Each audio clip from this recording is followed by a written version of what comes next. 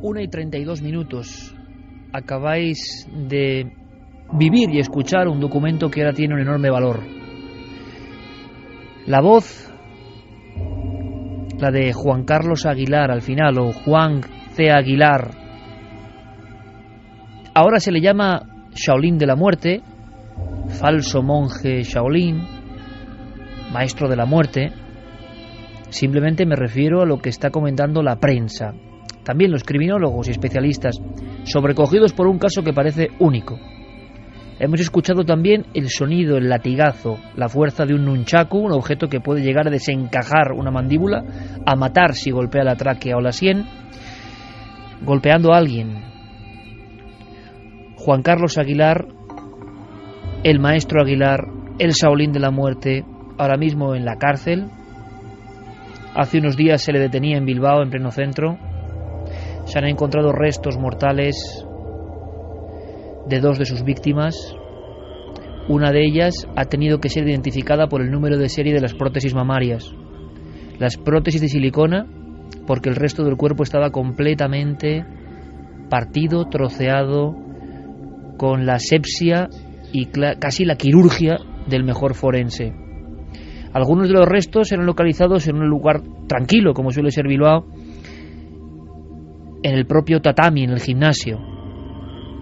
Un gimnasio que se llamaba Océano de la Tranquilidad y que se ha convertido en el epicentro, en el escenario principal de una serie de hechos absolutamente asombrosos que han convulsionado a los expertos en criminología.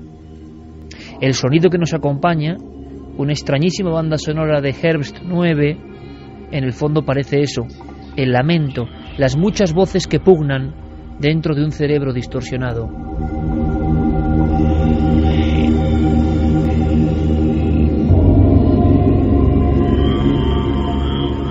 No sabemos qué voces pulsaron dentro de Juan Carlos Aguilar, un hombre que hablaba de espiritualidad, un hombre que hablaba incluso de poderes extremos, de poderes rayando lo paranormal. Una de las demostraciones más importantes, más fuertes, era esa de localizar a alguien sin verlo, golpearle, localizarle con un radar interno.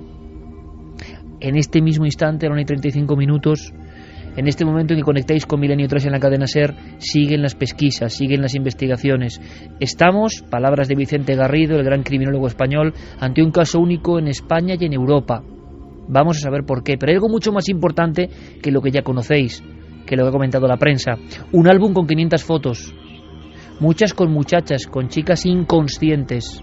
Una historia digna del silencio de los corderos. ¿Qué es todo esto? ¿Qué demonios es todo esto? ¿Qué sombra envuelve este océano de la tranquilidad? Océano de la tranquilidad, así se sigue llamando de alguna forma, se sigue hablando de él, de un gimnasio ya cerrado, un gimnasio donde había discípulos, un gimnasio donde se buscaba la paz, se buscaba la interiorización, se buscaba la armonía. ¿Qué ha pasado? ¿Qué ha ocurrido? Algunos expertos hablan de serial killer. Siguen buscando pruebas, datos, nuevos restos. Se hizo inmersión de buzos en la ría de Bilbao, en la habitualmente oscura e industrial ría de Bilbao, buscando nuevas bolsas, nuevos trozos de seres humanos. ¿Qué le pasó al maestro Zen para ser detenido cuando casi en plena calle llevaba de los cabellos forzándola a una mujer? Golpeó, dicen los forenses, cada uno de sus huesos. ¿Qué hay detrás de esta historia tan oscura? ¿Por qué hablamos de oscuridad?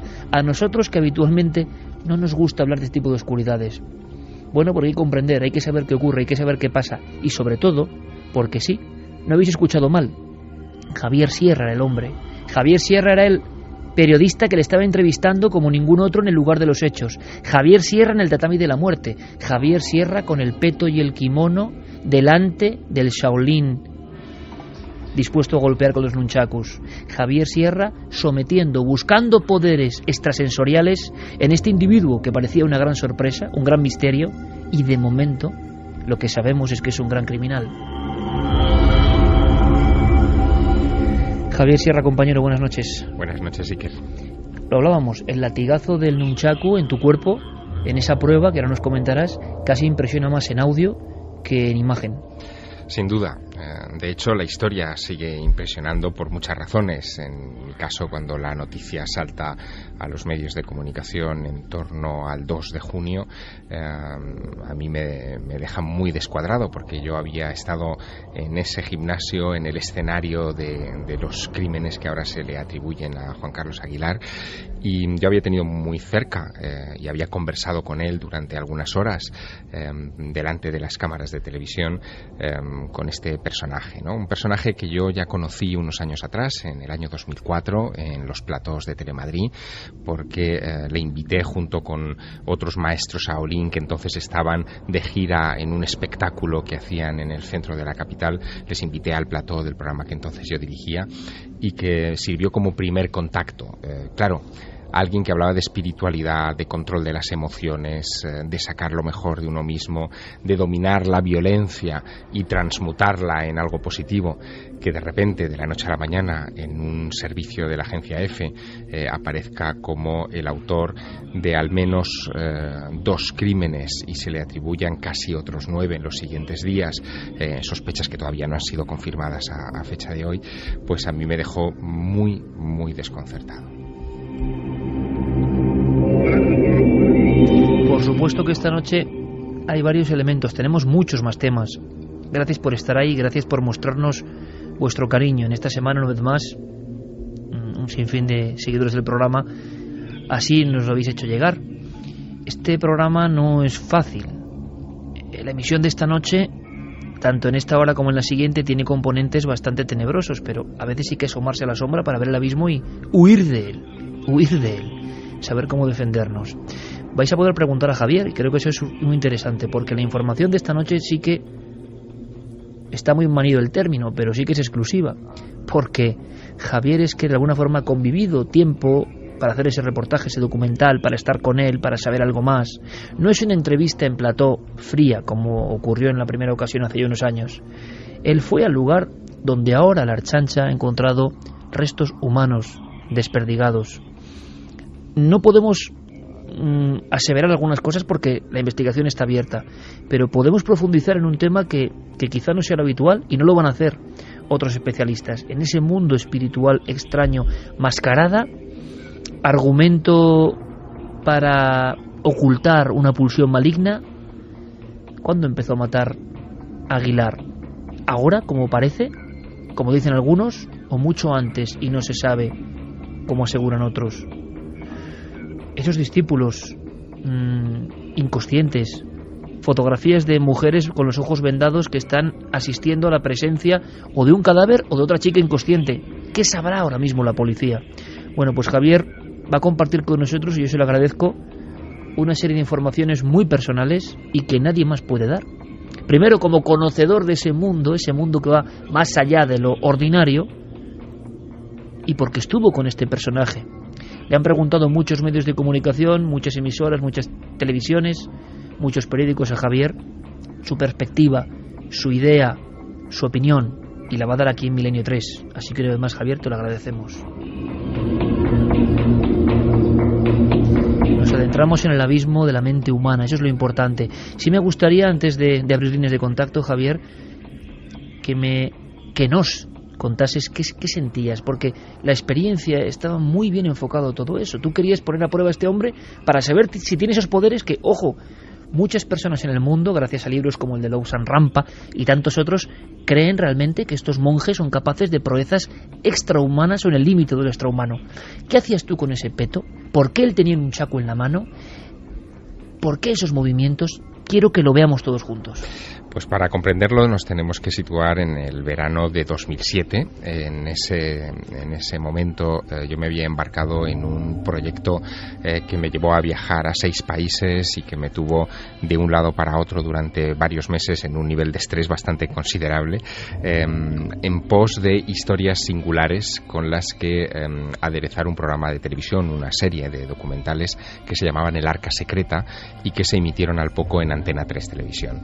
Uno de esos documentales se llamaba Superpoderes Humanos y me había llevado a visitar a varias personas que bueno, tenían este tipo de componente que eran capaces de proezas que nos están vedadas casi al común de los mortales. Y uno de los más destacados era sin duda Juan Carlos Aguilar. Yo ya lo había conocido, como te dije, en Telemadrid unos años atrás, así que pensé que era una buena idea ir a filmarle en su ambiente, en su lugar, acompañado de sus discípulos, que él se sintiera cómodo.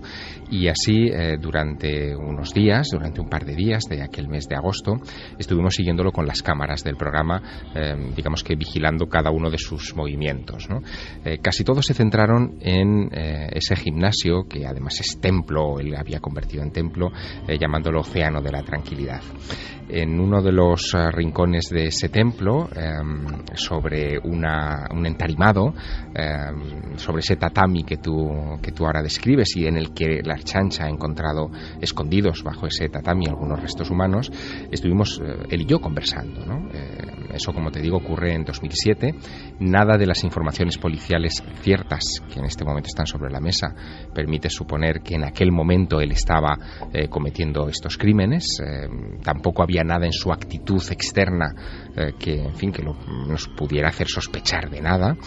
Pero durante unos minutos estuvimos conversando sobre su filosofía, sobre cómo él veía los ejercicios que él hacía, y he extraído, para que nos metamos en ese ambiente, unos fragmentos de aquella conversación, rescatándola de los archivos para que comprendamos un poco el tono. Fue un tono muy distendido.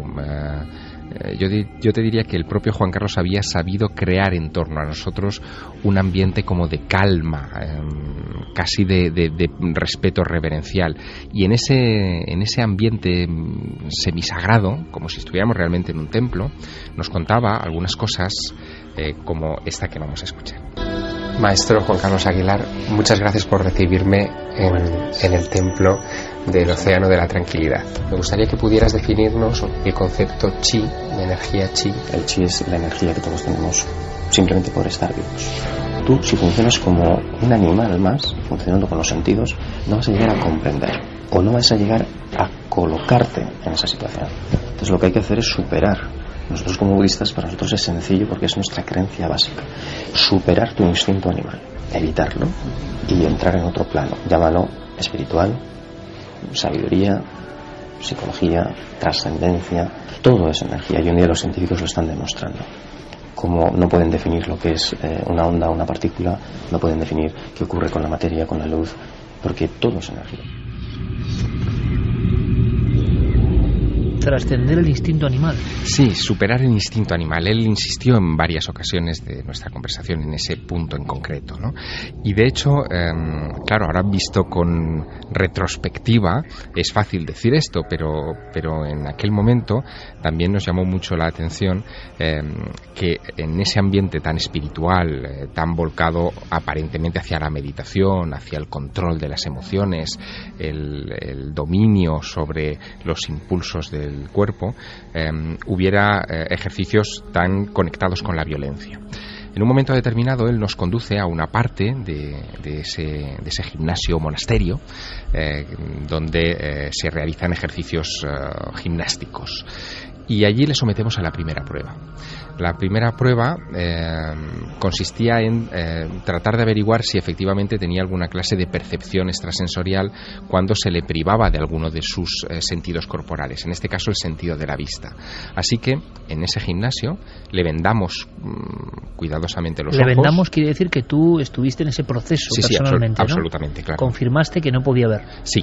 Él lo que nos proponía es ese ejercicio, digamos, de visión, casi como si fuera un Jedi, ¿no? de la Guerra de las Galaxias, haciendo un ejercicio extraño. Entonces él colocó a varios de sus discípulos a su alrededor, digamos, en ese gimnasio. Todos íbamos con un peto de protección, y a mí me colocó también entre ellos, por eso digo íbamos, ¿no? Lo que él tenía que hacer era moverse de un lado para otro con los ojos vendados y con sus nunchakus ir golpeando a los discípulos que él sabía más o menos dónde estaban, y tenía que identificar dónde estaba yo. Claro, cuando ya estaba él vendado y estábamos todos colocados, yo aproveché para hacer trampa. Era mi obligación también, ¿no? Así que moví a todos aquellos personajes en posiciones distintas y yo me coloqué donde quise. Él empezó a moverse sinuosamente por la sala y en un momento determinado se queda como sorprendido delante de mí. Medita se queda como estático, meditando casi, ¿no? Como durante 1 segundo, 2 segundos, y entonces descarga con toda la fuerza el nunchaku contra el peto que yo llevaba. ¿A la altura del pecho? A la altura del pecho. Ese era el código, ¿no? Es decir, él tenía que encontrarme en medio de todo aquello. Y ese es el fragmento que hemos escuchado al inicio de este programa, donde él termina reconociendo que, bueno, que notó algo, una energía que no reconocía, un aura que no era de sus amigos o de sus discípulos, y por eso me encontró y me dio ese golpe. – 1:48, pues esta noche, ese caso que ha conmovido la comunidad de la criminología, de la policía, de los expertos en la mente humana, de la psiquiatría, de la psicología, ese caso que, repito, el doctor Vicente Garrido asegura que es único en Europa. Hay que saber por qué, esta noche lo conoceremos, sabremos los elementos que nos permiten ponerlo en esa cúspide negra, ¿no?, de criminales con motivaciones un poco extrañas. Javier Sierra nos va a contar cosas que es imposible que escuchéis en ningún lugar, ¿no? Es una experiencia muy personal. ¿Tenía poderes este hombre? ¿Realmente? ¿Es todo una farsa? ¿Es todo una especie de disfraz del depredador? Carmen, buenas noches. Buenas madrugadas, Iker. Es curioso porque tú también has conocido al Shaolin de la muerte ahora, que ha ocupado toda la prensa nacional e internacional. Pues sí, la verdad que en el programa de televisión de Telemadrid que colaboraba con Javier Sierra, cuando lo llevó allí junto con los 2 monjes shaolines que también vinieron, un niño pequeño y un maestro de gran edad, que ellos fueron los que hicieron las demostraciones que traían a Madrid con el espectáculo, pues ahí estaba el falso monje Shaolin en la mesa hablando de lo que iba el tema, y sí que le conocí. No hablé mucho con él. ¿Qué primer impacto? Pues mira, Iker, a mí no me dio buena impresión y así se lo hice saber a Javier en ese momento. Yo soy Javier muy de piel. ¿Javier asiente ahora mismo? Yo soy muy de piel y cuando no me gusta una persona intento acercarme y hablar con ella lo menos posible. Y este tipo no me gustó. Desde un primer momento pensé que era un flipado y que todo lo que decía era propio de un cantamañanas, que no era nada de lo que él aseguraba que hacía. Y es más, no me gustó. Él hablaba de su energía chi. Pues para mí su energía chi era muy oscura.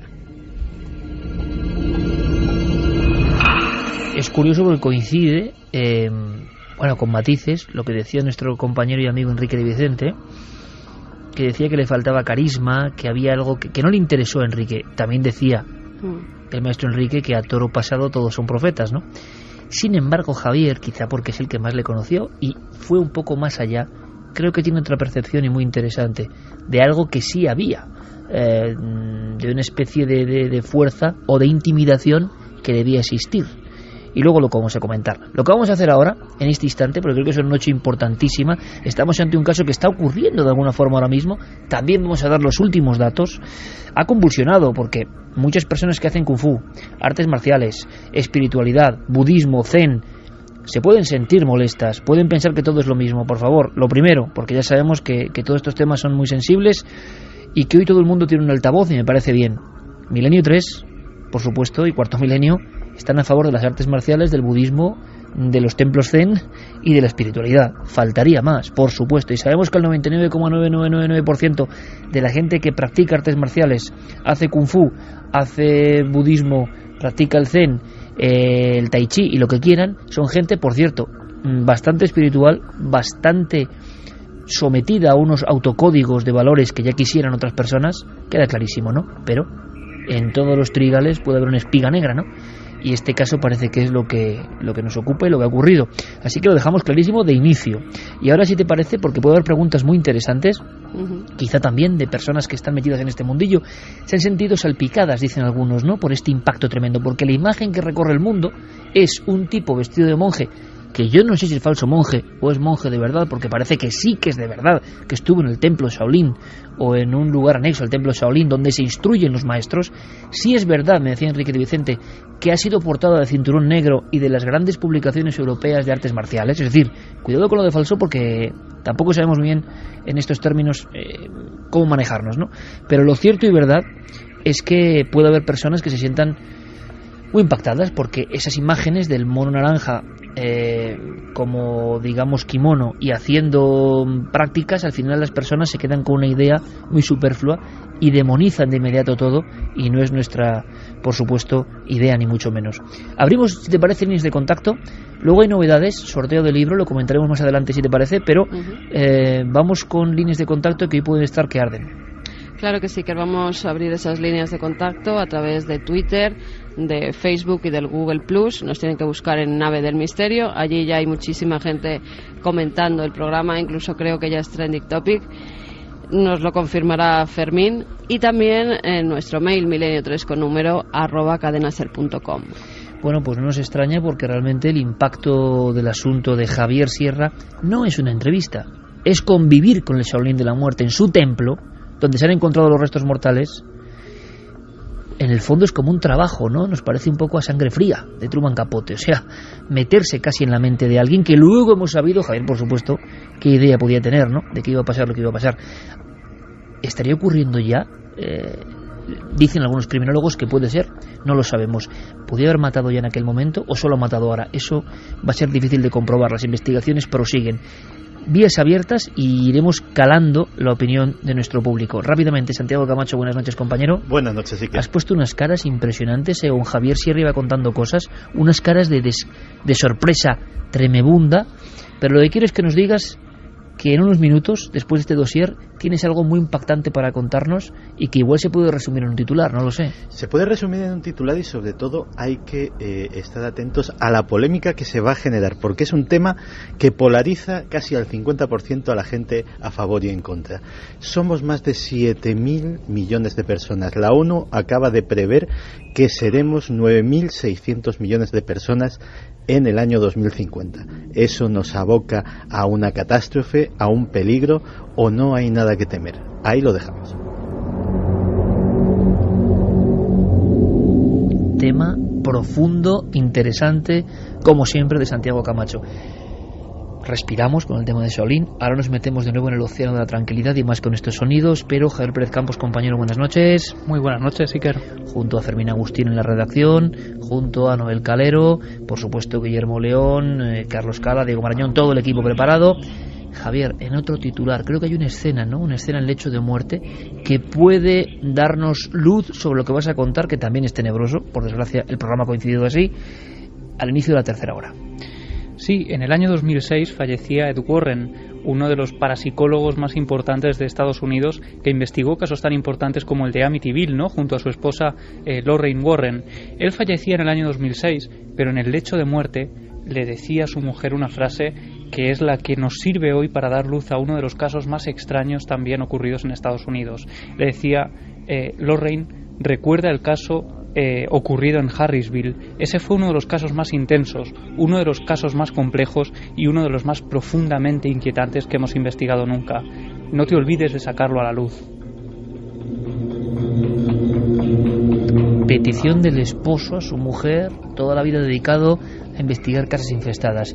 ¿Cuál era ese caso tan inquietante? Pues si estáis con nosotros, a las 3 lo vamos a descubrir, vamos a abrir la puerta de esa casa. Pero continuemos con la investigación, porque el impacto ha sido brutal a nivel nacional e internacional. Ahora estremece especialmente escuchar la voz sosegada, los conceptos bastante limpios, bastante universales incluso, de Juan Carlos Aguilar, el Shaolin. Discursos fragmentados como este. Y a través de algo tan aparentemente guerrero o bélico como pueden ser las artes marciales, uno puede tener un crecimiento del espíritu y lograr no solo una mayor integración con la naturaleza, sino un control del propio cuerpo. Me gustaría una reflexión tuya en esa dirección, creo que sería importante. Yo considero normal que algo que se ha usado como guerra, guerrero o guerrear aparentemente genere una contradicción con alguien espiritual que busca la paz. Guerra, paz. Un hombre muy sosegado. Un hombre que está como a 1,5 metros de ti en la entrevista y va sometiéndole a más pruebas. Lo asombroso es comprobar cómo este hombre, por ejemplo, camina por las brasas o, hablando de fuego, hace algo que yo creo que tú nos expliques cómo lo viviste. Hay una hilera de velas suficientemente juntas, da la impresión de ser un velorio típico de iglesia, y este hombre, Juan Carlos Aguilar, se aproxima y simplemente con un movimiento que estoy haciendo, que es lanzar su mano como con un golpe de karate directamente, pero con 2 dedos nada más, proyectando los 2 dedos, casi se siente cómo se corta el aire, porque él dice que maneja el aire. Hay algo muy interesante, dice, no es que la mente occidental piense que no hay nada, no, está el aire. Y va apagando una a una todas las velas. Si se hace la prueba, se apagan 2 velas, no se apaga una se queda mal encendida, si lo hacemos cualquiera de nosotros. La destreza, la matemática, la inercia controlada es tal que el espectáculo es brutal, pero tú estabas ahí por dentro de verdad. Alguien puede pensar, bueno, televisión, y en televisión todo se edulcora, que a veces no es así. Tú estabas ahí. A mí eso, por ejemplo, Javier, yo lo digo, a mí me sorprendió mucho. Sí, no me extraña.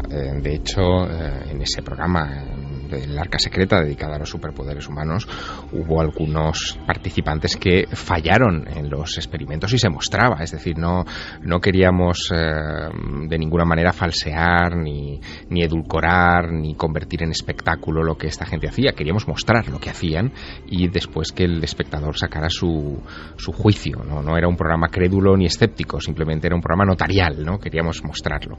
Y eso es lo que hicimos con Juan Carlos Aguilar, en la prueba de las velas, que parece muy sencilla. De hecho, parece la más inocua de todas. Pues a mí es la que me impresiona. Claro, pues fue tremenda, porque efectivamente sobre una hilera de varias velas, él las apaga todas, una por una, sin fallar nunca, simplemente con agitar el dedo en dirección hacia la llama, ¿no? Sin llegar a tocarla. Eso sería manejar el chi, lo que te contó. Eso es lo que él decía, que eso era manejar el chi. Después había otra cosa que era muy llamativa. Él, en la prueba anterior justo, que es la prueba de los nunchakus, la que habíamos escuchado, tenía esa actitud de control de la violencia, ¿no? Porque realmente era una prueba de control de la violencia, de poder canalizarla en el sentido que él pretendiera, ¿no? Y nos llamó mucho la atención después al equipo, porque estuvimos comentando el resultado de aquellas pruebas con los discípulos que estaban merodeando por el gimnasio, y los discípulos nos contaron que él había hecho varias veces aquella prueba de los nunchakus, pero que esta era la primera vez en la que le salía perfecta. Le salió redonda, y que temían que no pudiera salir porque el maestro Wang, que es como lo llamaban todos, había sufrido un percance unos días antes. Se ve que afilando una espada o haciendo algún tipo de elemento de este tipo, una viruta metálica le había saltado al ojo y se sentía herido, o sea, no le costaba concentrarse, ¿no? Y temían que los experimentos con la televisión delante fracasaran. Fue al contrario, salieron todos al milímetro. Ahora bien, ¿a ti te impresiona lo de las velas? A mí me impresiona otra de las pruebas, que es la prueba de la lanza. Él hace algo con una lanza verdaderamente sorprendente, una lanza flexible terminada en una punta metálica, que yo testo, es decir, tengo en mis manos, veo que no hay truco, que la que es metálica. Sí, yo me la llego a colocar en mi garganta también, hay incluso fotos de eso. Y Juan Carlos Aguilar lo que hace es que se la coloca en la garganta, la punta de la lanza en la garganta, la apoya en el suelo, en diagonal, y deja que su cuerpo caiga sobre la lanza. La lanza se comba, la punta de la lanza se le clava en la garganta, y en ese momento, que no se produce sangre ni penetración en la piel, nada, un discípulo suyo le coloca un enorme ladrillo en la espalda y se lo rompe de un golpe de karate. No hubo herida, el control de la respiración, del dolor que eso indudablemente causa, fue tremendo, y eso me dio pie a preguntarle por algo que, claro, visto lo que sabemos que ha hecho Juan Carlos Aguilar, todavía estremece más, ¿no? Y es cómo una buena parte de su entrenamiento desde la adolescencia, vinculado precisamente a las artes marciales, era el control del dolor propio y el enseñar a los demás, haciéndoles que le doliera, el control del dolor ajeno. Quizás para otras personas sea doloroso o tengan que hacer técnicas para controlar el dolor. Nosotros lo que hacemos en el Ideal Chan, en la maestría del budismo zen, conseguir que las pruebas que para otras personas sean dolorosas o que puedan ocasionar heridas no tengan ninguna repercusión. Entonces, si nos concentramos, por ejemplo, en las brasas, en los pies, mis pies no tienen ninguna secuela. Se podría resumir en 1 minuto, en 60 segundos, Javier, lo que sabemos que ha ocurrido. Es decir, ¿por qué este hombre es noticia? Hay una denuncia en pleno corazón de Bilbao de alguien que asegura que una mujer está siendo golpeada. Sí, esto ocurre en la calle Máximo Aguirre, que es, como tú dices, una calle del centro de Bilbao donde estaba este monasterio gimnasio, y lo que ocurre es que un vecino que vive enfrente del gimnasio ve a Juan Carlos Aguilar arrastrando de los cabellos a una mujer. Se oyen gritos a través de las ventanas del gimnasio y este hombre avisa a la Ertzaintza de que se está produciendo un caso de maltrato. Claro, hay una gran sensibilidad social con el asunto del maltrato femenino. Y como debe ser. Y se presentan varias patrullas de la Ertzaintza a la puerta del monasterio, entran, irrumpen en el monasterio y encuentran a esa muchacha maniatada y a Juan Carlos Aguilar semidesnudo, como forzándola o tratando de infligirle golpes y dolor, ¿no? La muchacha está en coma, así que se la llevan al hospital, donde fallecerá 3 días más tarde. Al detenerle, él confiesa, y esto es muy sorprendente, que ya ha dado muerte, porque él creía que aquella muchacha también estaba muerta, que unos días antes, el 31 de mayo, había dado muerte a otra mujer, una mujer que era de origen colombiano. Así que lo que se encuentra la Ertzaintza es a un personaje conocido en Bilbao, es decir, no pasaba desapercibido Juan Carlos Aguilar por su manera de vestir, por sus apariciones en los medios de comunicación, en fin, por su halo místico tan contradictorio con el ambiente general de Por ejemplo, de Punset Bilbao. le entrevistó también. Sí, y Sardá y en fin muchos otros, ¿no? Entonces la policía le llama la atención que este personaje admita 2 muertes que se certifican, y surge inmediatamente la sospecha de que alguien con 47 años, que es la ficha que se le abre a Juan Carlos Aguilar, no haya matado antes. Y al investigar, en su biografía aparecen varios elementos sospechosos. Primero, aparece en uno de los discos duros de sus ordenadores, como tú decías antes, unas 500 imágenes de mujeres que parecen desvanecidas, quizá meditando, no lo sabemos, porque no las hemos visto, evidentemente, son secreto policial, pero desvanecidas que dan a que pensar a la policía que puedan ser otras víctimas. Son fotografías, según el disco duro, obtenidas entre el año 2010 y 2013. Pero también surgen otros elementos biográficos. En 1997, José Luis Aguilar, el hermano mayor de Juan Carlos, muere en ese mismo lugar, en el Océano de la Tranquilidad, cuando no se llamaba Océano de la Tranquilidad, era un gimnasio dedicado a artes marciales llamado Chin Wu Quan, que era propiedad del hermano de Juan Carlos Aguilar. Este hermano, el hermano mayor, fue el que instruyó en artes marciales a Juan Carlos Aguilar. En alguna ocasión el propio Juan Carlos había dicho que le había sometido a entrenamientos muy duros, incluso hablaba con cierto resquemor de esos entrenamientos tan estrictos de su hermano mayor. Y en aquel año de 2007 el hermano mayor, al ir, dicen, a recoger unas llaves que se habían caído debajo de un montacargas, muere aplastado por el montacargas. Juan Carlos Aguilar hereda el gimnasio, es el mayor beneficiado de esa muerte, lo convierte en ese Océano de la Tranquilidad y empieza ahí su carrera. Esto sucede en 1997. Nuestro compañero Noel Calero poniendo música a este ambiente, a esta historia, a esta auténtica voz de las sombras con Herbst 9. Nos comentaba Paco Pérez Avellán, maestro en los asuntos del crimen, que sabía que la policía había detectado la identidad real de una de las víctimas por el código de barras de una de las prótesis mamarias. Juan Carlos Aguilar había amputado, aniquilado prácticamente, descuartizado minuciosamente el cuerpo, y por algún motivo que se nos escapa y que le da esto una dimensión de una macabrez insólita, se había quedado con las prótesis por supuesto insertas dentro de los pechos de esta mujer. Al escanear ese código de barras o ese número o cifra identificativa, rápidamente sale la operación y la identidad. Es estremecedor. Sí me gustaría escuchar a algunos expertos, hay muchos, pero simplemente algunos de los que más saben de la mente y del perfil criminal. Y es difícil, porque todavía estamos en un proceso previo de investigación y podemos ser los primeros sorprendidos por nuevos acontecimientos. Pero con lo que tenemos ya puede haber una serie de claves para formar hipótesis. Vicente Garrido, el gran criminólogo español, Universidad de Valencia, y Antonio Cela, alma mater de la Sociedad Española de Criminología y Ciencias Forenses, ni más ni menos. A la limón nos dan sus titulares. Son sorprendentes, lo vais a ver. He mirado mis archivos, creo que es el primero maestro o persona dotada de una cierta aureola de filosofía oriental o espiritual que en España desde luego comete este hecho, pero también en Europa. Por consiguiente sería un caso pionero en este punto. En el caso de esta especie de trastornos o de picos de violencia extrema, pues puede haber algún factor larvado en el que la persona pues tiene un comportamiento en ocasiones violento, ¿no? En ocasiones extraño, sin que pase a ser delictivo, y pasa de ser esa situación de aparente calma a una situación de extrema violencia por algún acontecimiento desencadenante. Durante unos años este hombre funcionó y llenó su egocentrismo y su necesidad de poder mediante el dinero, la admiración o el control que pudo tener sobre alumnos, los medios de comunicación, pero muchas veces, como ocurre en la historia del crimen, sin saber por qué,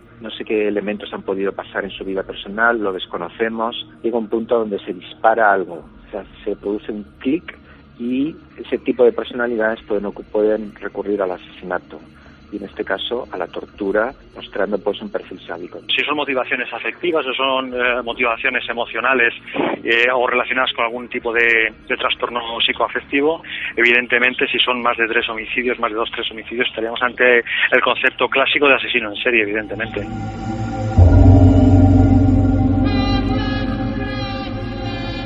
Dos y 9 minutos, esto es Milenio 3. Luego nos comentará Javier su propia hipótesis.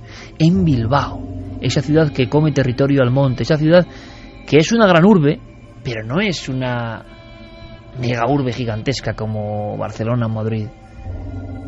Qué raro, qué extraño. Como ese acto, ¿no?, de llevar a una persona, estaba fuera de sus cabales, no le importaba nada, quería ser atrapado, como aseguran que ocurre con algunos psico-killers, porque a través de las ventanas del gimnasio salían los lamentos de esa mujer. ¿Qué acto es ese? Algo descabaló sus planes, alguien le iba a hacer chantaje en torno a sus oscuras prácticas. Queda todo abierto. Una cosa antes de escuchar la primera tanda de preguntas a milenio3@cadenaser.com o en Nave del Misterio en Facebook y en Twitter y en Google Plus, todo organizado, y en ikerjimenez.com por Guillermo León. Pero sí me gustaría una pincelada, Javier, de unos segundos. Enrique de Vicente o Carmen desconfiaron de inmediato de la mirada, no le dieron importancia en el sentido de decir que esta es una persona que viene con una máscara.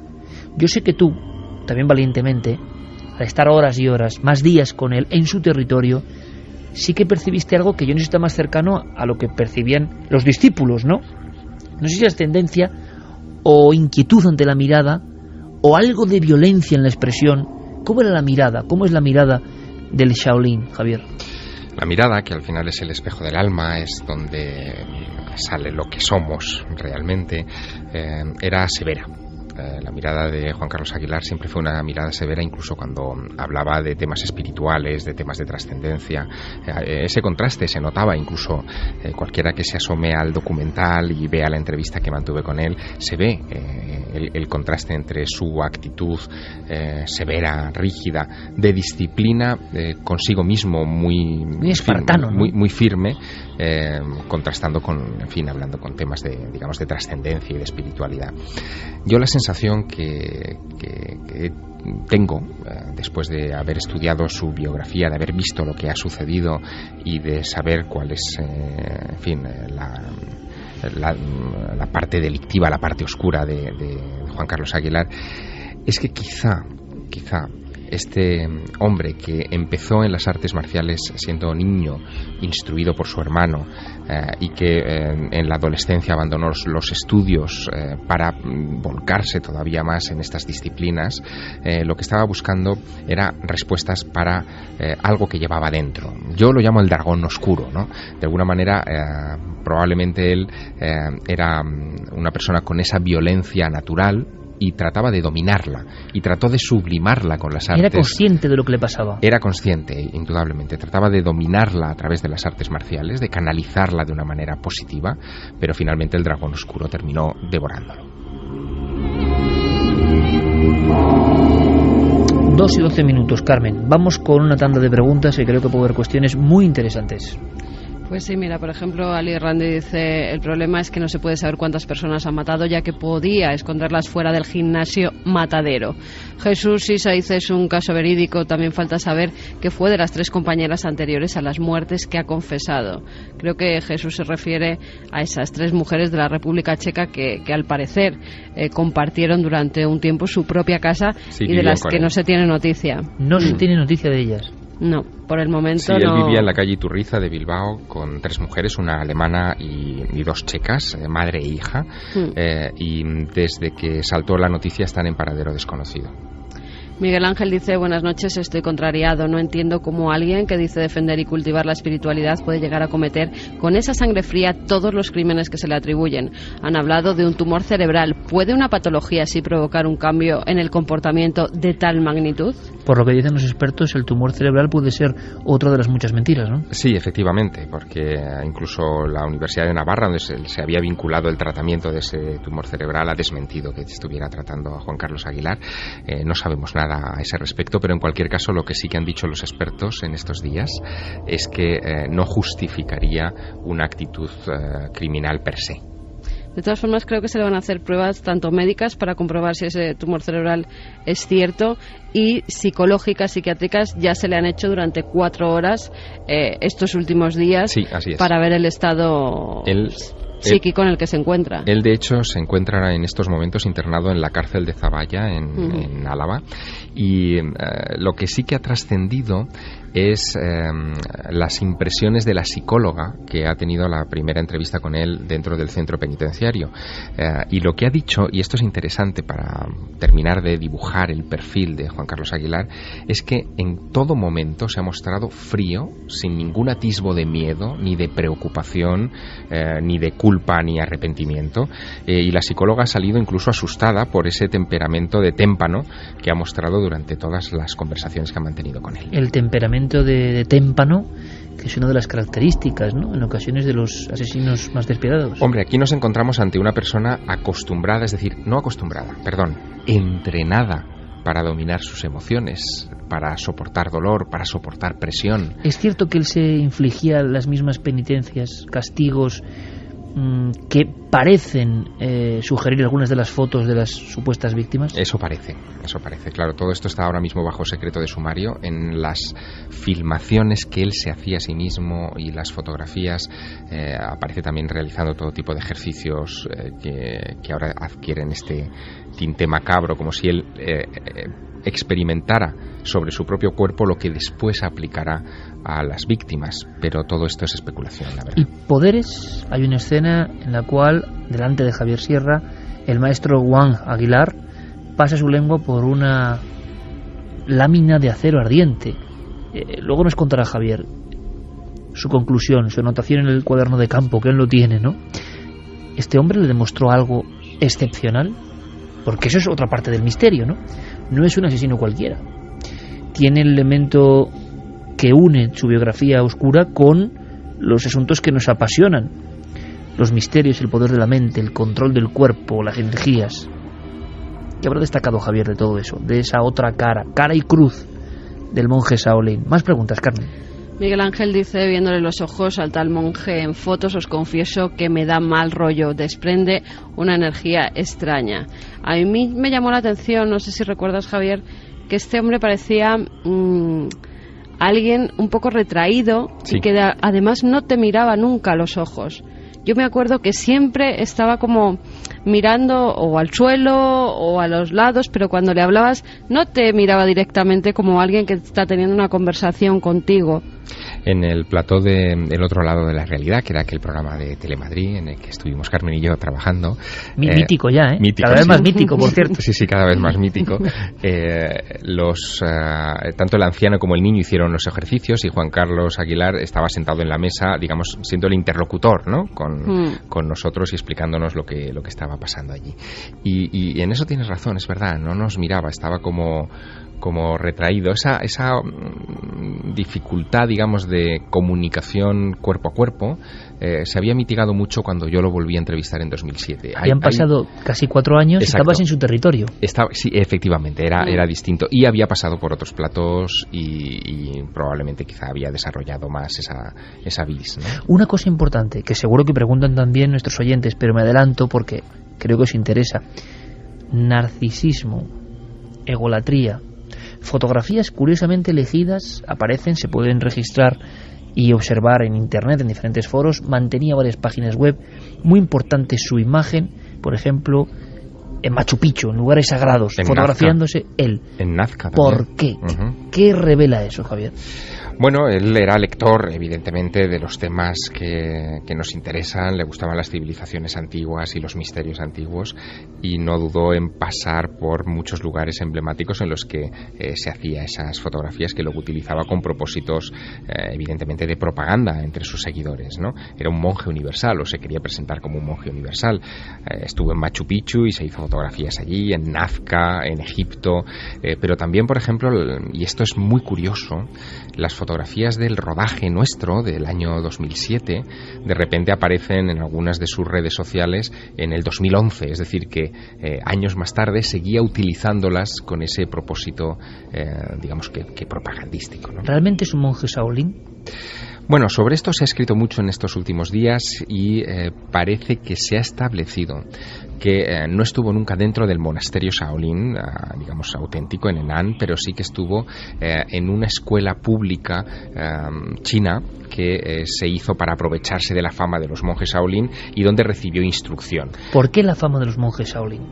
Porque son monjes que, como los templarios en la tradición occidental, para que nos entendamos, unen ese aspecto espiritual con el aspecto guerrero. Ellos utilizan la fuerza, la violencia, solo para defender la espiritualidad, y eso ha atraído a muchísima gente desde las lecturas de Lobsang Rampa a las que tú hacías alusión, convirtiendo ese punto en lugar de peregrinación. Por eso las autoridades de Henan crean esa escuela pública, crean una red de hospederías y de hoteles alrededor de esa escuela pública a la que acuden occidentales de todas partes para instruirse. Ahí es donde estuvo Juan Carlos Aguilar, ahí es donde él se hace las fotografías de sus entrenamientos y los vídeos que utilizará para decir que él es monje Shaolin, y ahí es donde llevará también a algunos discípulos en viajes de formación.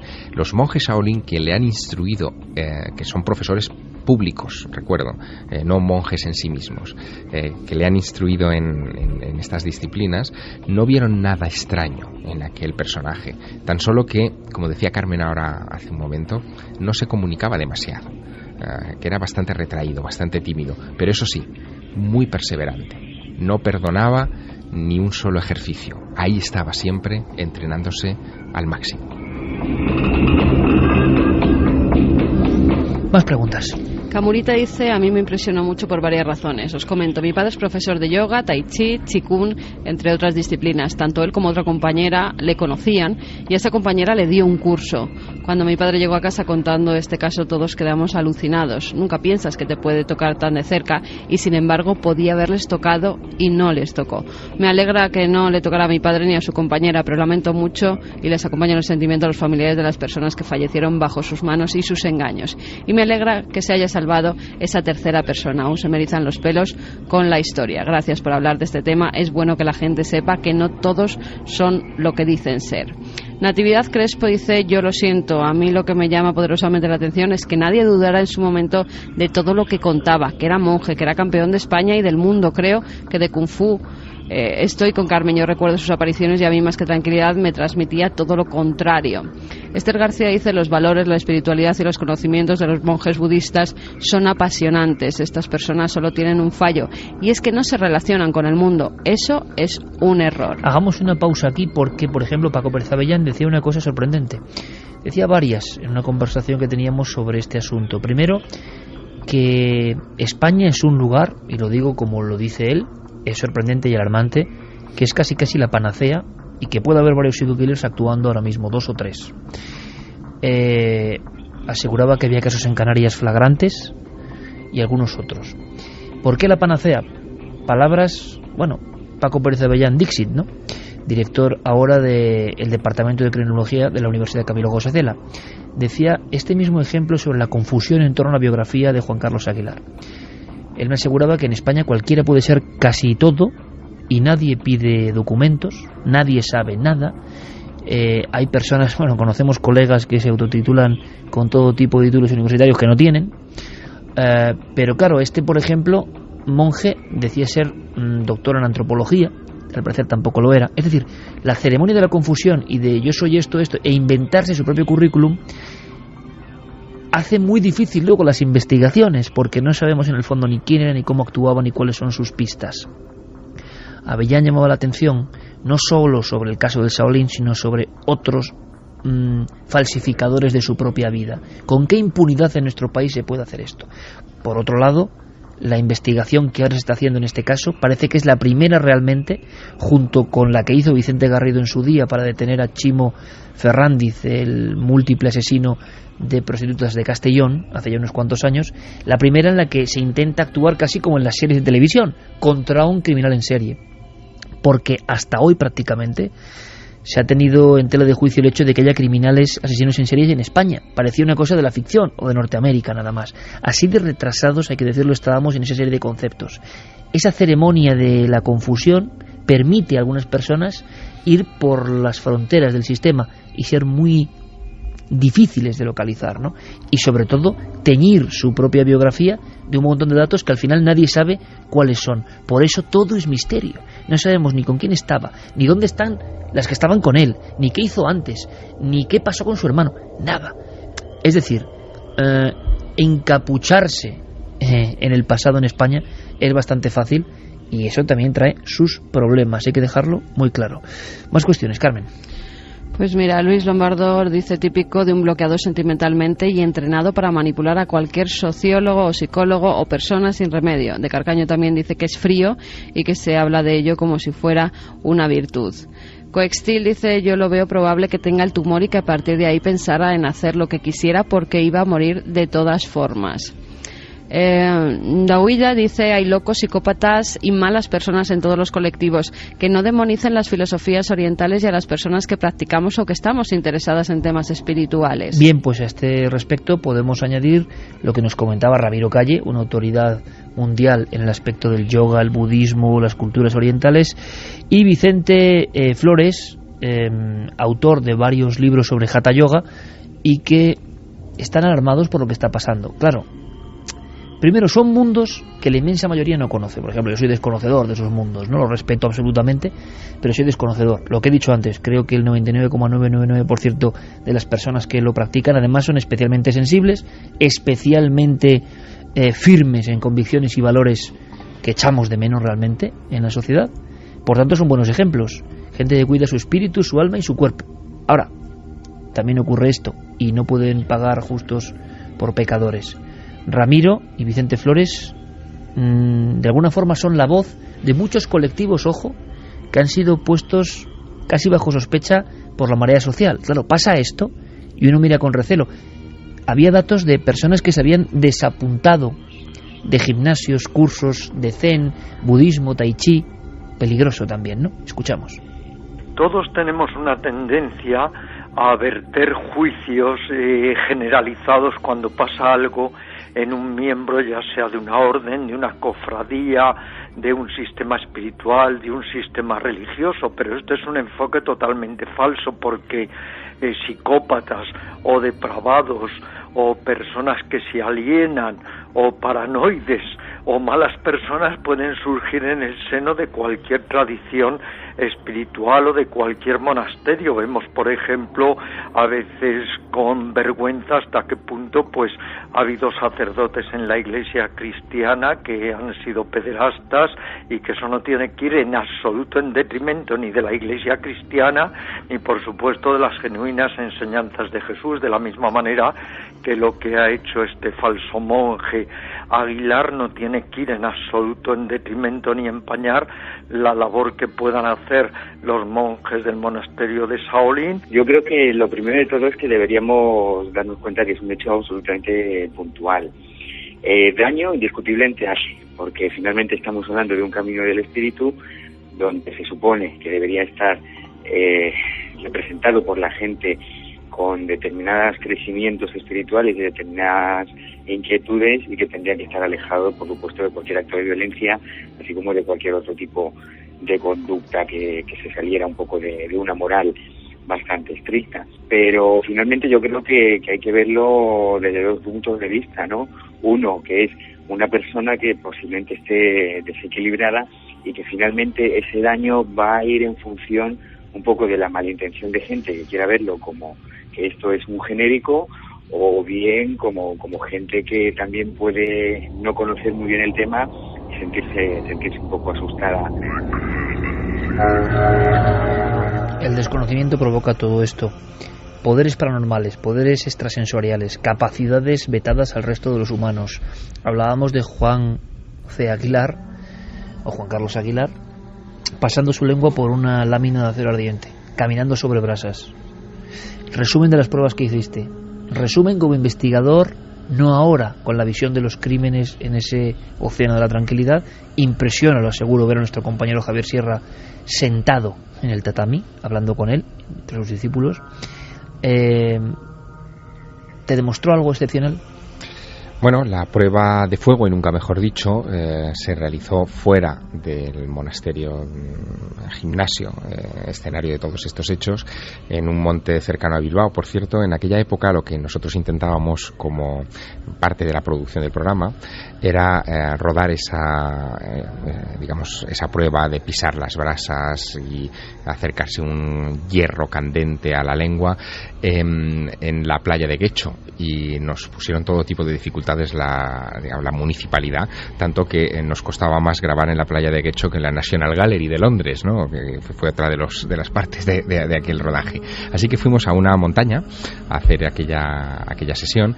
En principio iba a ser una sesión de pisar brasas, y fue el propio Juan Carlos Aguilar el que nos propuso algo mucho más osado, algo que no había realizado nunca antes, y que desde luego para el objetivo de la cámara era muchísimo más espectacular, que era calentar al rojo vivo una pala de escombros pequeña, ponerla incandescente y acercársela a la lengua sin provocar quemadura. Claro, esa escena duraba muy poco tiempo, era una cuestión de décimas de segundo, donde se acercaba realmente el hierro candente a la lengua, y luego él nos mostraba la lengua sin ningún tipo de ampolla, ni de quemadura, ni de lesión, absolutamente nada.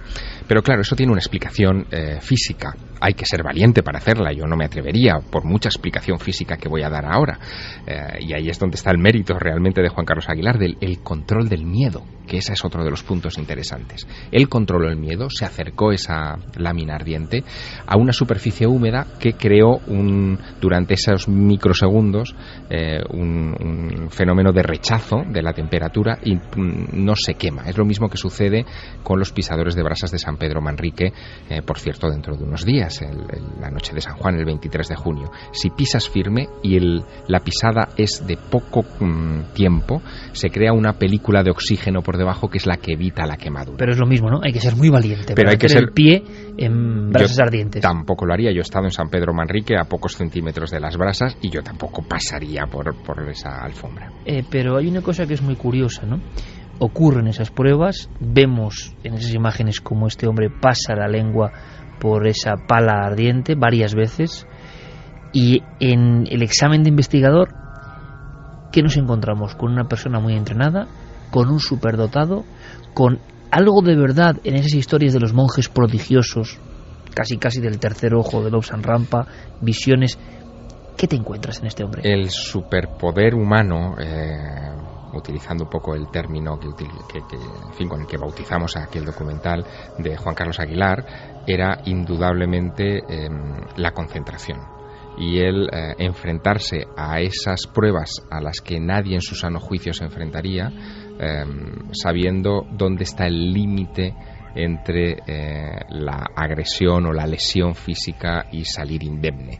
Él conocía muy bien ese límite, no cabe duda, se había ejercitado para ello, se había entrenado para ello, había tenido maestros en espectáculos de los Shaolin en España y probablemente en otros países que él había visto muy de cerca, había escrito en los manuales de los Shaolin que se vendían en algunos de estos espectáculos contando un poco estas experiencias, y por lo tanto lo que hizo ante nosotros fue una demostración muy visual, pero no creo que estuviera detrás ningún tipo de poder cósmico. ¿Y cómo explicas entonces, si estaba perfectamente vendado, que te localizase?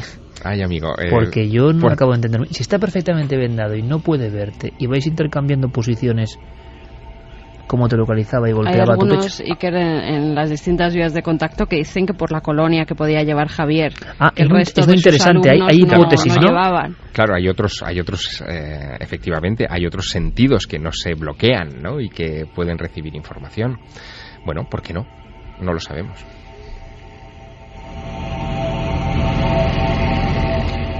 ¿Había discípulas, Javier? ¿Detectaste algo en su mirada? ¿Había una sumisión al líder? Había discípulas, más discípulos que discípulas.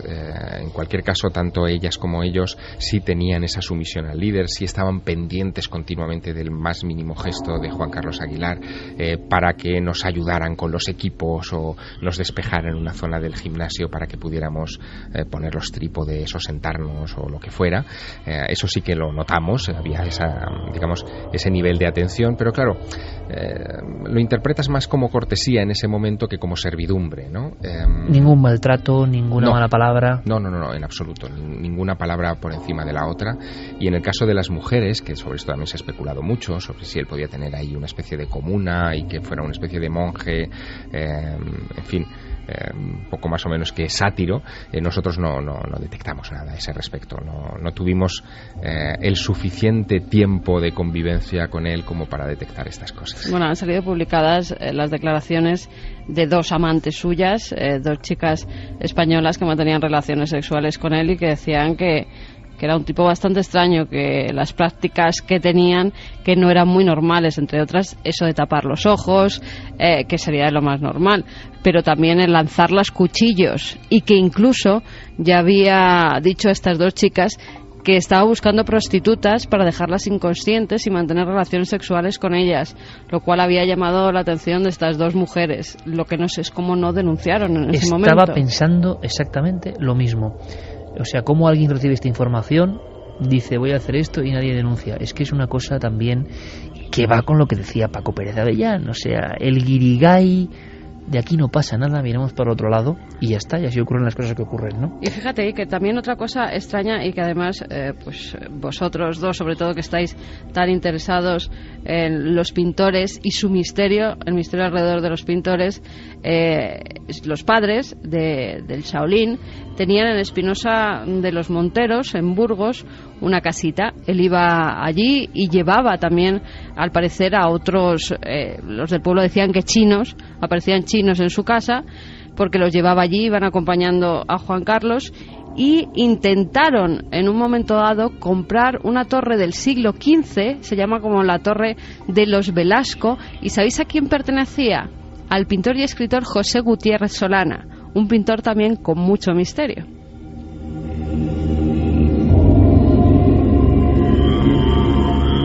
Pues me acabas de dejar de piedra, vamos. Porque hablamos de Solana, al que dedicamos un capítulo de los pintores con misterio aquí en Milenio 3 hace años, ¿no? Gutiérrez Solana, seguidor de alguna forma tardío de las influencias goyescas y escribidor también, como decía él, de la España negra, ¿no? Escritor pues de la España más tenebrosa y pintor de la España más tenebrosa, y un genio, claro. Querían montar allí una especie de monasterio Shaolin para que en España pudieran ir a entrenarse precisamente en ese lugar. Llegaron a ofrecer hasta 600.000 euros a los familiares de Solana, pero al final esos supuestos monjes, pues no llegaron a un acuerdo. Bueno, pues hablamos, de repente aparece en la historia uno de los personajes más enigmáticos, ¿no?, de la pintura del siglo XX. Sorprendente, de verdad que sí. Rúbrica, Santiago Camacho, aunque sean unos códigos, has asistido bastante impresionado todo lo que contaba Javier Sierra y esta historia. Qué contraste, ¿eh? Sí. Qué contraste entre las palabras, la filosofía y los hechos. Y la verdad es que mucho me temo que esta historia no creo que haya escrito su punto final y habrá nuevas revelaciones, porque de lo poco que sé sobre criminología y sobre todo sobre asesinos en serie, aquí solo caben dos posibilidades. Un asesino en serie pasa por diferentes fases. Primero fantasea, luego ejecuta un primer asesinato tremendamente cuidadoso, y las circunstancias en que lo han pillado prácticamente infraganti, si fuera realmente un asesino en serie, indicarían una fase muy posterior en la que se va confiando, va perdiendo el control y finalmente pues empieza a cometer errores de bulto.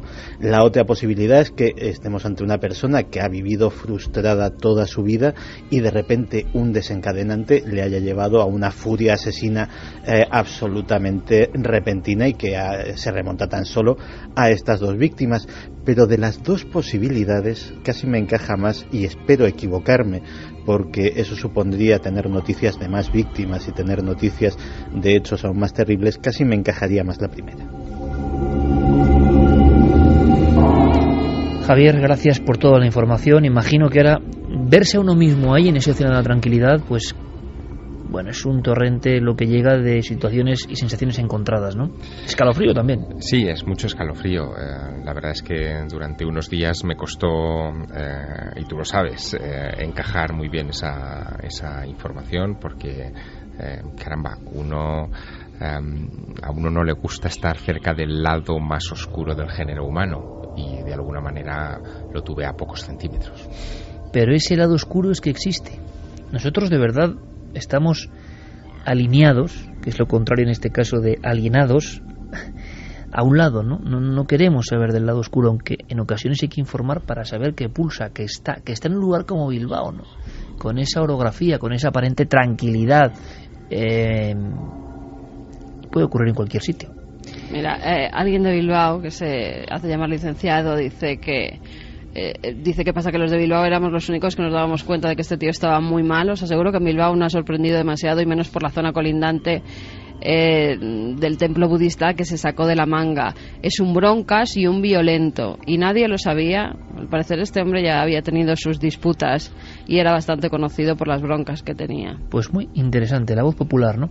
A veces, por desgracia, la voz popular llega tarde, ¿no? O llega después de los hechos. A veces no se puede profetizar, pero cuando llegan algunas personas algunos datos, ¿no?, que hacen pensar que puede ocurrir la desgracia, es raro, ¿no?, cómo no se actúa. La desidia siempre es amiga, desde luego, del que va con las malas ideas, ¿no? Las sombras están, hay que defenderse con toda la luz posible, ¿no? Así que vamos a hacer un giro. Gracias, Javier, de verdad, porque creo que es mucho más que una entrevista o una información. Es tu propia vivencia. Seguramente con el tiempo ojalá se detengan las muertes, ¿no? Ojalá sea un arrebato. Suena extraño, ¿no?, con esa asepsia, descuartizar a alguien y quedarse una prótesis de un pecho, ¿no? Eso no lo hacen los asesinos en serie en su primer crimen habitualmente. Pero ojalá sea un caso excepcional y no haya que lamentar más muertes. Iremos procesando la información.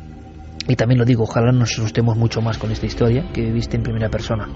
Sí, lo que se prevé en cualquier caso es que la investigación policial va a ser muy difícil por las características de Juan Carlos Aguilar, las características psicológicas, por la manera que él tiene de blindar su mente y sus recuerdos. Ha confesado 2 crímenes, quizá porque de esa manera enmascara a otros, eso es lo que sospecha la policía, pero en fin, yo creo que las noticias que vayamos a tener en el futuro se van a ir destilando poco a poco, porque no va a ser nada sencillo extraerlas. En la semana, o en estas 2 semanas, ha habido cosas raras, ¿no? Es como si ese incendio hoy mismo en Madrid, desde luego, que coincide con un lugar al que hemos dedicado un programa, Alcalá 20 y tantos muertos, ¿no? Y vais incendia al mismo sitio. Una mera casualidad, de acuerdo, pero vaya casualidad, o esta historia tremenda de Marta del Castillo, y cómo todavía no sigue pasando lo que sigue ocurriendo, que es demencial e indignante.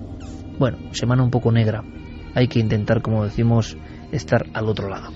Vamos a cambiar el tercio radicalmente, Noel, nos marchamos al mundo de la conspiración, porque Santiago Camacho tiene algo que contarnos, pero bueno, incluso se puede contar con Santi, creo, una pequeña porción, dicen, de una de las películas más influyentes de la historia ya. Y con más códigos ocultos para algunos, yo entre ellos, y esa película es Matrix. Y nos va a servir para ilustrar primero qué es lo que piensan de nuestro papel en este planeta algunos, y luego te voy a contar una historia que parece que no tiene nada que ver con el tema de la superpoblación, pero nos va a sorprender.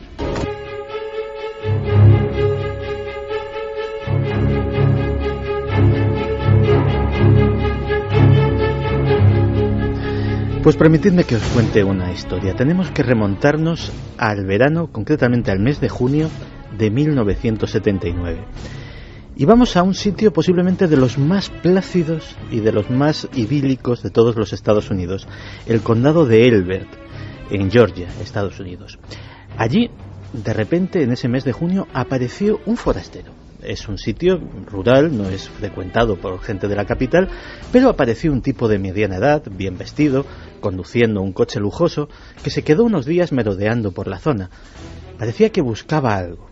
Finalmente parece que lo encontró. Ese hombre amable, que daba grandes propinas, que se hospedaba en un hotel sin pretensiones y que apenas hablaba con nadie, encontró un terreno y fue a hablar con el propietario. Dijo, se lo compro cueste lo que cueste. El propietario no estaba exactamente propenso a vender, así que le dio una cifra como diciendo, bueno, si me pagas esto, pues efectivamente para ti. El individuo automáticamente trajo de su coche un maletín con exactamente ese número de billetes.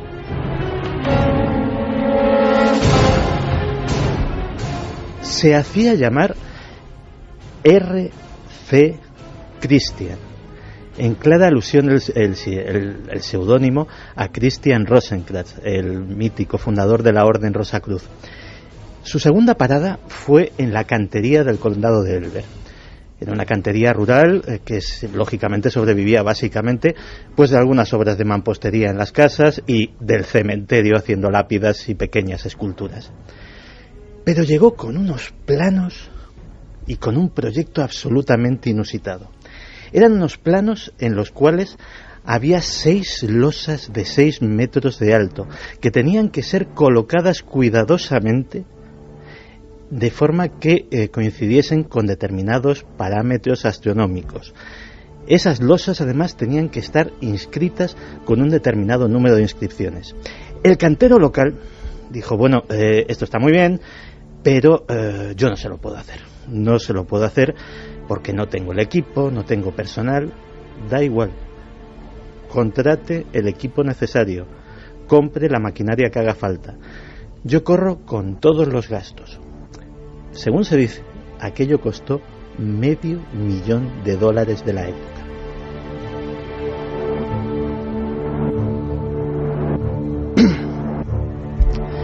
Y así nacieron las piedras guía de Georgia, un monumento que sigue en aquel terreno del condado de Elbert y donde se puede visitar todavía.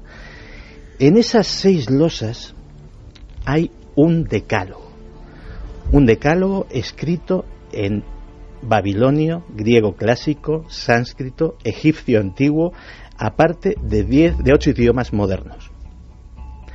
¿Y qué dice ese decálogo? Son los nuevos 10 mandamientos, los 10 mandamientos para una humanidad nueva. El primero, que es el que trae a colación este tema, es el siguiente: mantener a la humanidad por debajo de los 500 millones. La historia contemporánea de la superpoblación tiene mucho que ver con un libro que se llamaba La bomba de la población, de Paul Ehrlich. Paul Ehrlich además fue uno de los mentores intelectuales de Al Gore. Este hombre en 1968 fue el primero en decir que si la población humana seguía creciendo a este mismo ritmo, en algún momento agotaríamos todos los recursos y nos enfrentaríamos pues a una crisis sin precedentes. También se equivocó en una serie de cosas. Por ejemplo, previó hambrunas importantes para los años 70 y 80 que evidentemente no sucedieron, pero aún ha aparecido, y en años posteriores la propia CIA, la propia Central de Inteligencia Norteamericana, también llevó a cabo informes de ese tipo. Así que tenemos una necesidad, tenemos un problema y una teoría de la conspiración. Hay quien dice que actualmente las élites mundiales están intentando controlar y disminuir la población humana a toda costa. Y la pregunta lógica, Santi, es ¿cómo? ¿Qué están haciendo? ¿Qué se está haciendo?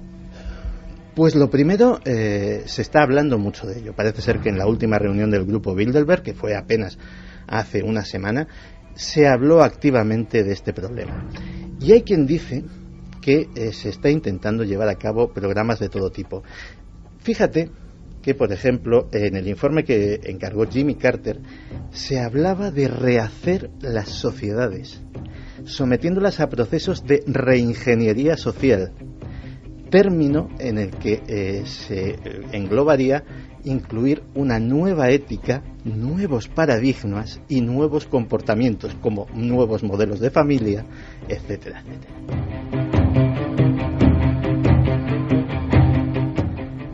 Además, hace un año, por ejemplo, algunos medios de comunicación se hicieron eco de las declaraciones de John F. May, un demógrafo ya jubilado que trabajó durante 10 años en el Banco Mundial. Y lo que este hombre dejó caer en esa entrevista fue una bomba que apenas tuvo eco, pero que ya te digo que algunos medios muy contados se hicieron eco de ella. Y es que decía que los programas de vacunación estaban siendo utilizados en países de fecundidad muy alta para programas encubiertos del Banco Mundial para reducir la población, sea a través de elementos que provocan infertilidad o incluso de otros.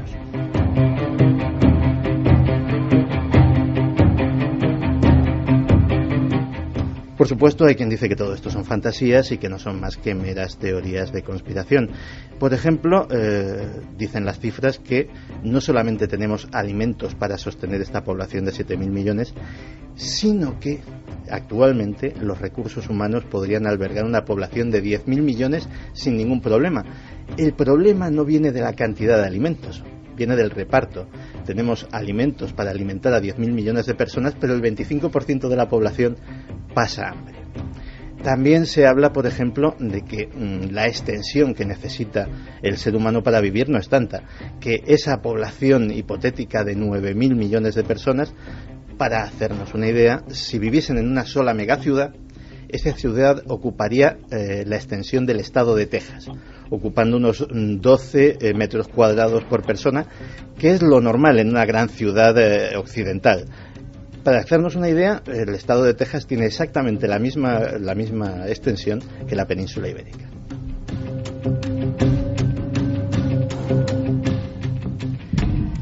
Así que ahí dejamos la cuestión. Nos enfrentamos a un futuro de escasez, de hambre, de lucha por el agua, por la subsistencia, de destrucción de la naturaleza, o realmente los avances científicos, los avances de todo tipo van a llevarnos a afrontar todos esos retos con éxito. Yo creo que los amigos de Milenio 3 tienen un debate apasionante esta noche. Una de las grandes cuestiones, pero estoy convencido, seguro, que las preguntas que más se acumulan tienen que ver con las piedras guía. Estoy convencido que todo el mundo está... Santiago, por favor, ¿qué sabemos hoy de esas piedras guía? ¿Cuáles eran los otros mandamientos? ¿Quién las hizo? ¿Quién era ese tipo? ¿Qué órdenes obedecía? ¿Vas a dejarnos con miel en los labios para la semana siguiente o nos cuentas algo? Pues mira, el señor Christian, una vez terminada el trabajo, desapareció de Elber, no se volvió a saber nada de él, no dejó ninguna pista sobre quién era, y si puedo darte el texto completo del decálogo. Mantener la humanidad bajo los 500 millones, en equilibrio perpetuo con la naturaleza. Estás leyendo lo que ponen en esa especie de obeliscos modernos del año 79. En español, que es una de las lenguas en las que está. Vamos a ver qué interpretáis, me parece un buen colofón, ¿no? Es decir, ¿qué dicen las piedras guía? Nos lo cuenta Santiago Camacho. El segundo mandamiento es guiar sabiamente la reproducción, mejorando la idoneidad y la diversidad. Hay quien ha dicho que esto tiene que ver con la manipulación genética. Tercero, unir a la humanidad en una sola lengua viva. Regir la pasión a la fe y a la tradición, y todas las cosas llevarlas con una razón templada. Proteger a los pueblos y las naciones con leyes limpias y cortes justas. Dejar todas las naciones gobernarse internamente, eso sí, resolviendo las disputas externas en una sola corte mundial. Evitar leyes mezquinas y funcionarios inútiles. Equilibrar los derechos personales con los deberes sociales. Valorar la verdad, la belleza y el amor buscando la armonía con el infinito. Y por último, no ser un cáncer sobre la tierra, dejar un espacio para la naturaleza y vivir en ese espacio. Extraña historia la de esta especie de murales de piedra con una inscripción, decías, en diferentes idiomas antiguos, en lenguas muertas, algunas en lenguas de ellas. Muertas y las 8 lenguas más importantes actuales, y que además está orientada, lo llaman el Stonehenge americano, está orientada con muy precisas indicaciones de tipo astronómico. Y es una historia extrañísima. O sea, este tipo llegó a ese pueblo de Georgia, no se sabe por qué a ese y no a cualquier otro, compró ese terreno, no se sabe muy bien por qué ese y cualquier otro, y llegó con estos planos debajo del brazo. Evidentemente era un tipo adinerado y nunca se ha sabido con qué propósito. Pero el año 79 se rondaban los 4.000 millones de habitantes. Y ya en aquel año 79 la profecía era dejarlo solo en 500. Dejarlo solo en 500. Curiosamente, incluso expertos actuales dicen que la cifra idónea, la absolutamente ideal de seres humanos sobre la Tierra, estaría precisamente en una horquilla entre los 500 y los 2.000. Aunque, hay que decirlo, la cifra más extendida entre los demógrafos es que la humanidad podría llegar a los 14.000 millones sin mayores problemas. Siempre sorprende don Santiago Camacho, ¿eh, Javier? Desde luego que sí, y estoy deseando ver las piedras guía de Georgia, te puedes imaginar. Yo he visto algún documental norteamericano, creo, sobre el asunto, donde las escaneaban y demás, y era muy sorprendente. Dices, la obra de un loco, pero desde luego el mensaje resulta ahora, después de 34 años, bastante inquietante.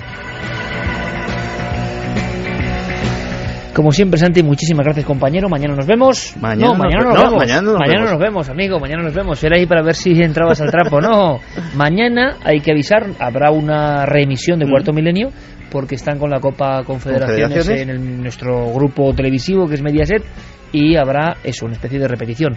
No habrá programa. Javier, por supuesto, que sigan las aventuras. Gracias por el legado de hoy, que yo creo que es una cuestión bastante dura y muy personal, pero muy interesante periodísticamente y a nivel del misterio, y seguiremos muy atentos y prácticamente ya enfilando la recta final, compañero, de esta temporada tan fructífera. Desde luego que sí, y además va a ser un descanso en el que vamos a reflexionar sobre cosas a hacer a futuro, que eso, en fin, siempre nos llena de satisfacción. Gracias como siempre, compañero. Hasta pronto. Luego Diego Marañón tenía pendiente una historia sobre granjas de cadáveres. Vaya, nos ha salido el programa hoy un poco macabro.